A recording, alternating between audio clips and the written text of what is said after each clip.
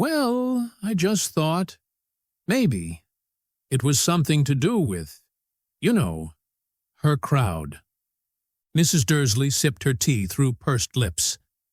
Mr. Dursley wondered whether he dared tell her he'd heard the name Potter. He decided he didn't dare. Instead, he said, as casually as he could, "Their son. He'd be about Dudley's age now, wouldn't he?" "I suppose so," said Mrs. Dursley stiffly. "What's his name again?" "Howard, isn't it?" "Harry. Nasty, common name, if you ask me." "Oh, yes," said Mr. Dursley, his heart sinking horribly. "Yes, I quite agree." He didn't say another word on the subject as they went upstairs to bed. While Mrs. Dursley was in the bathroom, Mr. Dursley crept to the bedroom window and peered down into the front garden. The cat was still there. It was staring down Privet Drive as though it were waiting for something. Was he imagining things? Could all this have anything to do with the Potters? If it did, if it got out that they were related to a pair of... Well, he didn't think he could bear it.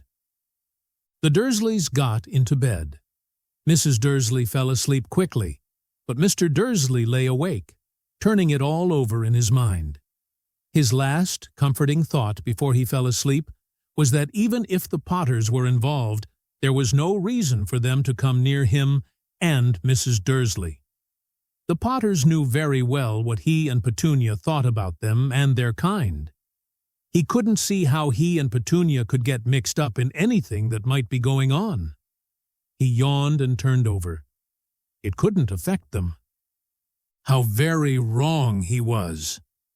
Mr. Dursley might have been drifting into an uneasy sleep, but the cat on the wall outside was showing no sign of sleepiness. It was sitting as still as a statue, its eyes fixed unblinkingly on the far corner of Privet Drive. It didn't so much as quiver when a car door slammed on the next street, nor when two owls swooped overhead. In fact, it was nearly midnight before the cat moved at all. A man appeared on the corner the cat had been watching, appeared so suddenly and silently you'd have thought he'd just popped out of the ground. The cat's tail twitched and its eyes narrowed. Nothing like this man had ever been seen on Privet Drive.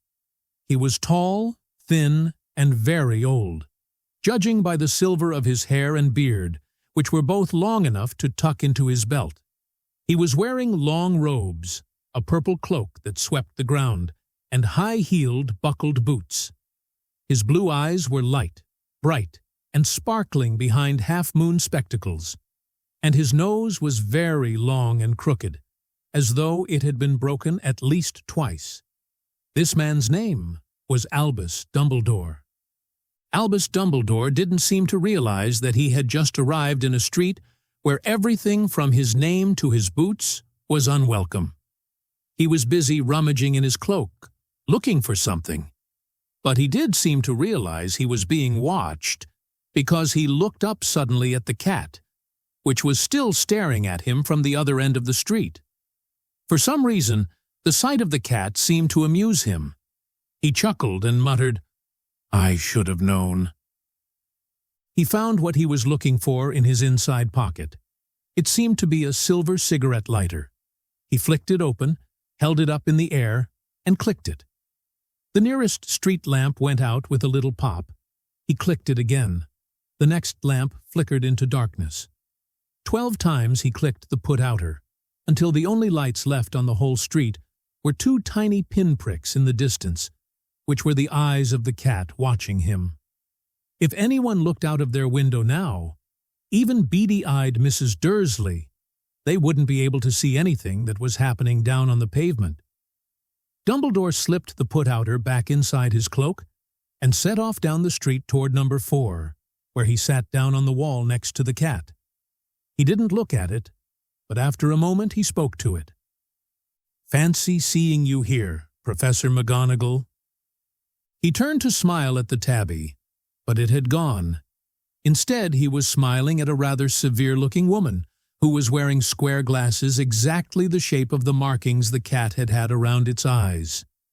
She, too, was wearing a cloak, an emerald one. Her black hair was drawn into a tight bun. She looked distinctly ruffled. "How did you know it was me?" she asked. "My dear Professor, I've never seen a cat sit so stiffly." "You'd be stiff if you'd been sitting on a brick wall all day," said Professor McGonagall. "All day? When you could have been celebrating, I must have passed a dozen feasts and parties on my way here." Professor McGonagall sniffed angrily. "Oh, yes, everyone's celebrating, all right," she said impatiently. "You'd think they'd be a bit more careful. But no, even the Muggles have noticed something's going on. It was on their news." She jerked her head back at the Dursleys' dark living room window. "I heard it. Flocks of owls, shooting stars. Well, they're not completely stupid. They were bound to notice something. Shooting stars down in Kent. I'll bet that was Daedalus Diggle. He never had much sense." "You can't blame them," said Dumbledore gently. "We've had precious little to celebrate for 11 years. "I know that," said Professor McGonagall irritably. "But that's no reason to lose our heads. People are being downright careless, out on the streets in broad daylight, not even dressed in Muggle clothes, swapping rumors." She threw a sharp, sideways glance at Dumbledore here, as though hoping he was going to tell her something, but he didn't, so she went on. "A fine thing it would be if, on the very day you-know-who seems to have disappeared at last, the Muggles found out about us all. I suppose he really has gone, Dumbledore?" "It certainly seems so," said Dumbledore. "We have much to be thankful for. Would you care for a lemon drop?" "A what?" "A lemon drop. They're a kind of Muggle sweet I'm rather fond of." "No, thank you," said Professor McGonagall coldly, as though she didn't think this was the moment for lemon drops. "As I say, even if you-know-who has gone—" "My dear Professor, surely a sensible person like yourself can call him by his name? All this you-know-who nonsense. For 11 years, I have been trying to persuade people to call him by his proper name, Voldemort." Professor McGonagall flinched, but Dumbledore, who was unsticking 2 lemon drops, seemed not to notice. "It all gets so confusing if we keep saying, you-know-who. I have never seen any reason to be frightened of saying Voldemort's name." "I know you haven't," said Professor McGonagall, sounding half exasperated, half admiring. "But you're different. Everyone knows you're the only one you know—" "Oh, all right, Voldemort, was frightened of." "You flatter me," said Dumbledore calmly. "Voldemort had powers I will never have." "Only because you're too, well, noble to use them." "It's lucky it's dark. I haven't blushed so much since Madame Pomfrey told me she liked my new earmuffs." Professor McGonagall shot a sharp look at Dumbledore and said, "The owls are nothing next to the rumors that are flying around. You know what everyone's saying? About why he's disappeared? About what finally stopped him?" It seemed that Professor McGonagall had reached the point she was most anxious to discuss. The real reason she had been waiting on a cold, hard wall all day, for neither as a cat nor as a woman had she fixed Dumbledore with such a piercing stare as she did now. It was plain that whatever everyone was saying, she was not going to believe it until Dumbledore told her it was true. Dumbledore, however, was choosing another lemon drop and did not answer. "What they're saying," she pressed on, "is that last night Voldemort turned up in Godric's Hollow. He went to find the Potters. The rumor is that Lily and James Potter that they're dead." Dumbledore bowed his head. Professor McGonagall gasped. "Lily and James? I can't believe it. I didn't want to believe it. Oh, Albus!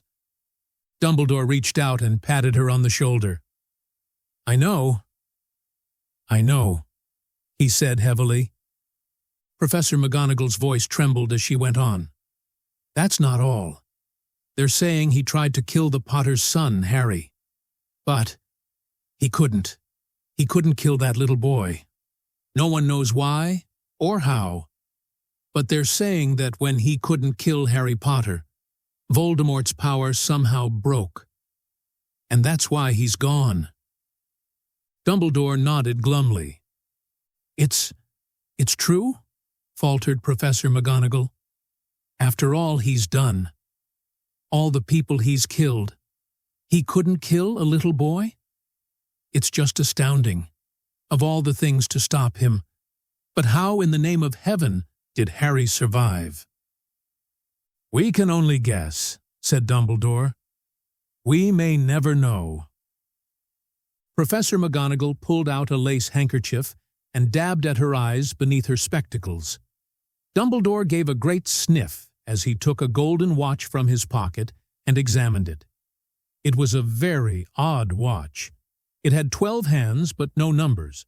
Instead, little planets were moving around the edge. It must have made sense to Dumbledore, though, because he put it back in his pocket and said, Hagrid's late. I suppose it was he who told you I'd be here, by the way. Yes, said Professor McGonagall, and I don't suppose you're going to tell me why you're here, of all places? I've come to bring Harry to his aunt and uncle. They're the only family he has left now. You can't mean the people who live here? Cried Professor McGonagall, jumping to her feet and pointing at number 4. Dumbledore, you can't. I've been watching them all day. You couldn't find 2 people who are less like us. And they've got this son. I saw him kicking his mother all the way up the street, screaming for sweets. Harry Potter, come and live here. It's the best place for him, said Dumbledore firmly. His aunt and uncle will be able to explain everything to him when he's older. I've written them a letter.